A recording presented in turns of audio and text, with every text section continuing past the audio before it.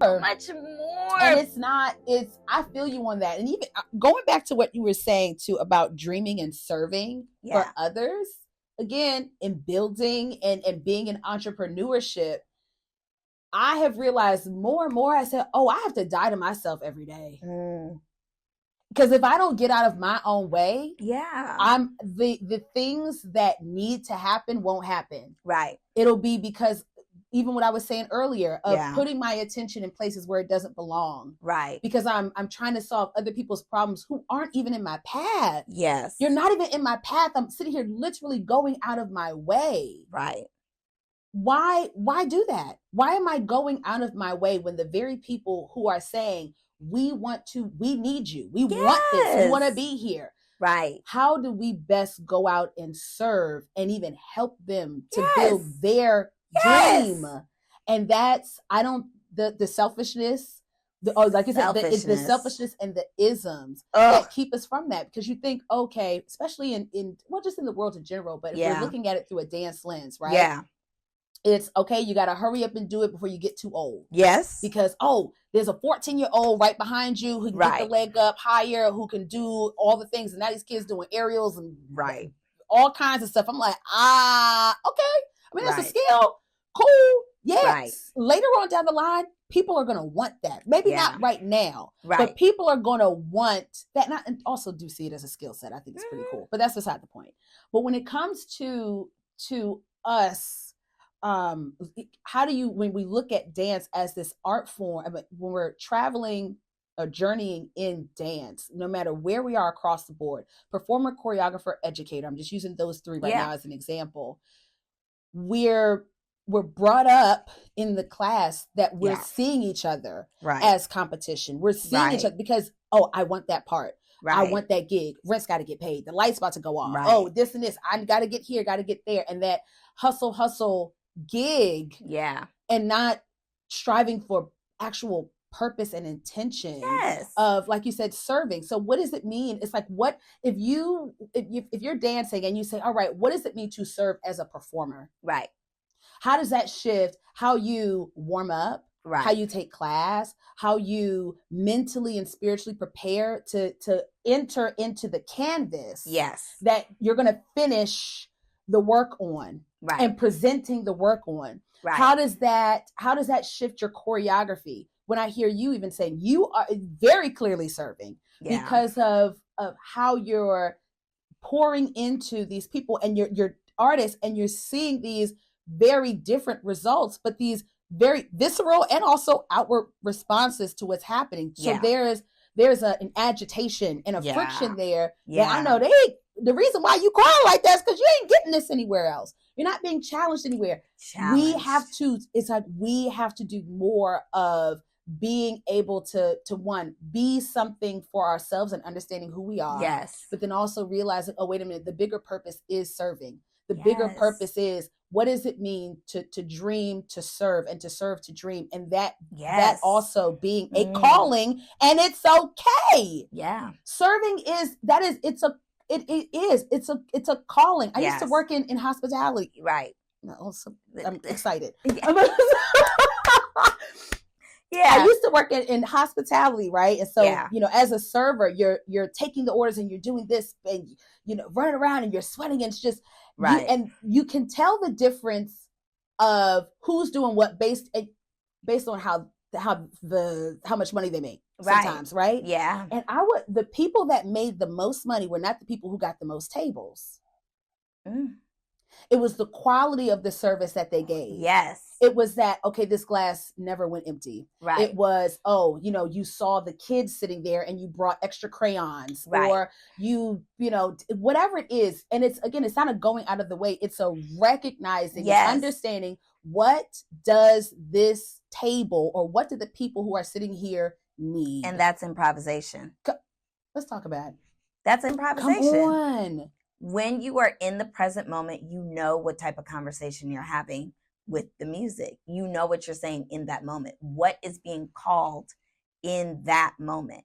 And it takes a very grounded stance to be able to do things in the moment, to be not only aware and grounded that's the balance and the harmony that you need to have in order to make choices. Yeah. Improvisation is about making choices in that present moment. Yeah.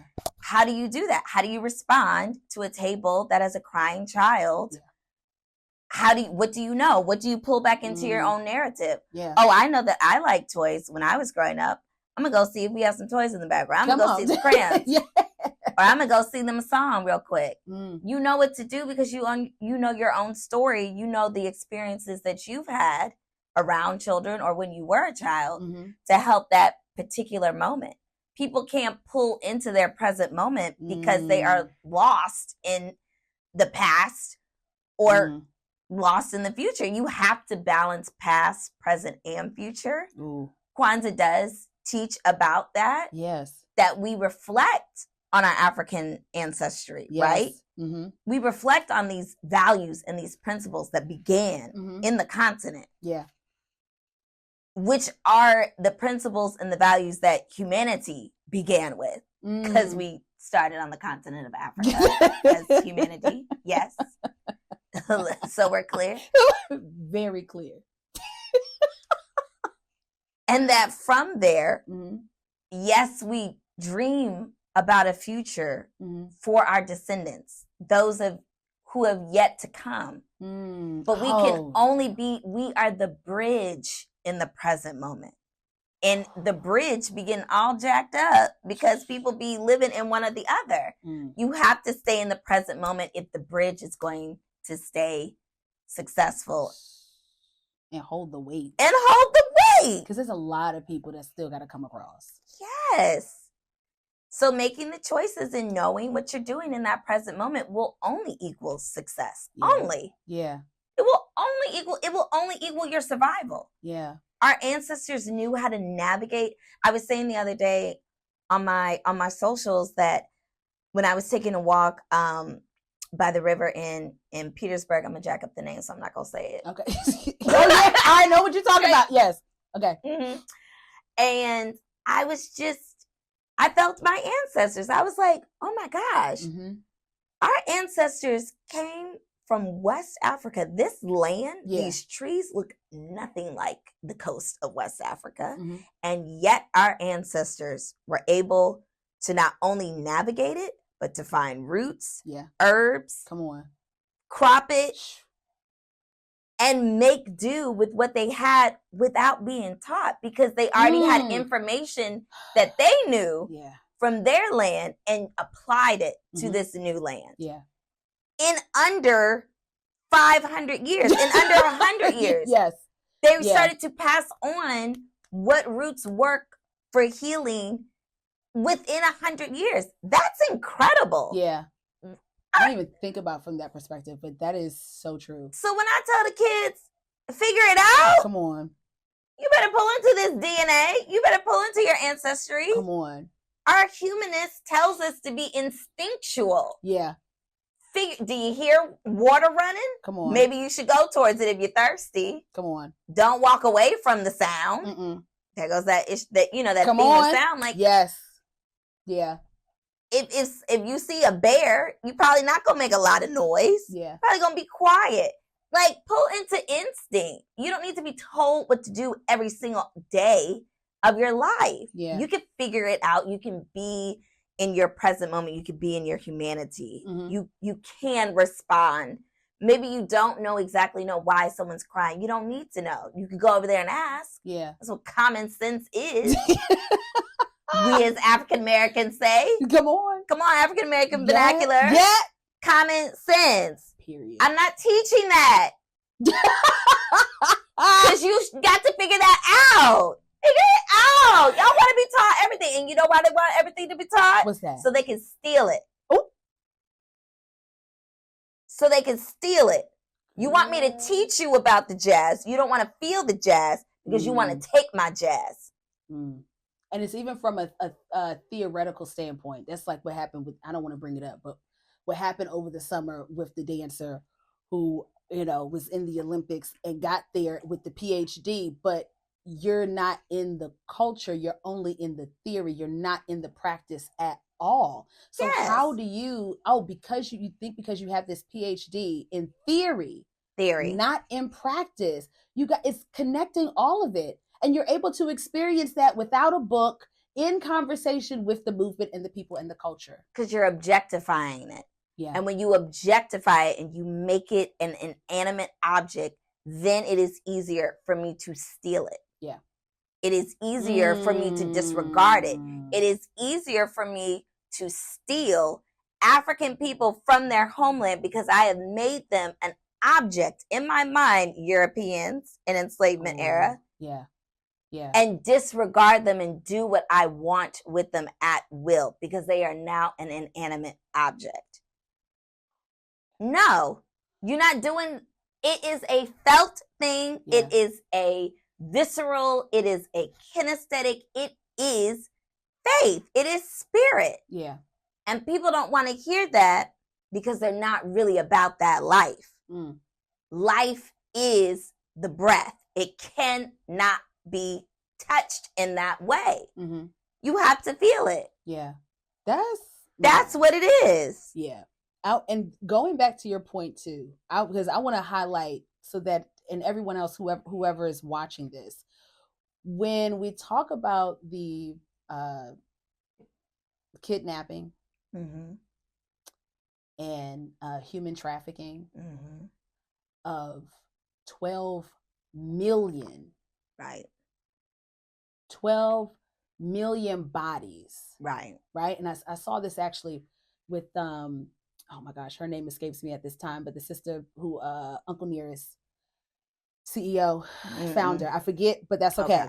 In conversation, and she was saying that 12 million of us were brought here. Oh, sorry, were taken from the continent. Right. 388,000 of us survived over here to the United States. Right. I did the math. Yeah. And that's 3.28%. So we are, and she started to talk about, she said, we are descendants of that. I said, let me get I need more numbers. Right. And to know that you and I, my mama, auntie, uncle, all of us, our family, our ancestors that are here. Yes. That we are of the 3.28%, because everyone else, right? I think I read like majority of everyone else went to Brazil or went to the Caribbean. So we're here. We're the minority of the slave trade. Yeah. And then to go back to the top of the conversation where you expressed how we as African Americans or Black Americans specifically, we have got to do more of really understanding. We are the 3.28%. Woof. Small. We are the offspring of that. Yes. If you get a 3.28% and making global impact. Global impact. Still making impact today.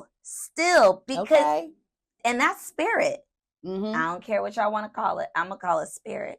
That spirit, Holy Spirit, Godly Spirit, all the spirit, Mother Earth spirit. It's spirit. Yeah. I think that when I reflect on what our ancestors endured, I'm like, wow. Yeah. They really wanted to live. Oh, yes. They really wanted to live because girl, if we was in them conditions, ma'am, I'm not confident that I'd be like, keep me here another day, Lord God. Keep me here. I'm not confident in that. I'm not confident. I hope I would. I had those conversations with myself. You know what I'm saying? Like, fairly often. But thank God I was born in this era. Yeah. Like, thank God. Because that type of perseverance to want to live in those conditions so that we could be here. I'm like, they was connected. They was blessed. We are covered. We are covered for yeons and yeons to come. We are covered. Wow. Because that is incredible. Oh man. And to your point of the sacrifices of our ancestors. I went to the Legacy Museum this summer. Yes. Come on. I mean, I'm telling anyone and everyone, like, that is a museum you have to go to in your lifetime. This is the new one in Charleston? No, Alabama. Oh, wait, yes. Okay. That's the one in Alabama. I know which one you're talking about in Charleston. I went to that one. That was the international. Yeah, that's the one. Okay. African American, so like African Legacy Museum. Yeah, this is the Legacy Museum. Do you know where in Alabama? It is Birmingham. But okay, come on, Birmingham. Birmingham.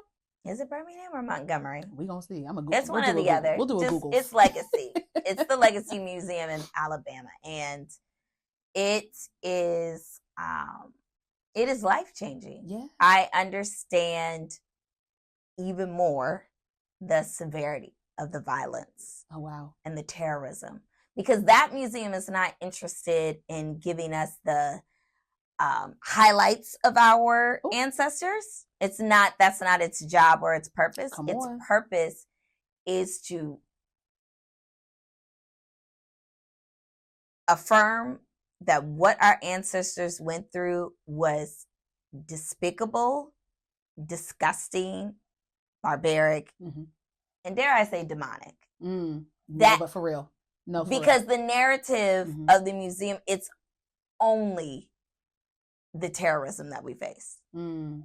It hammers down on the injustice. And like I said, the violence that we face from the Gold Coast to the incarceration era. Oh, wow. That's its only focus. So you are walking through that museum devastated.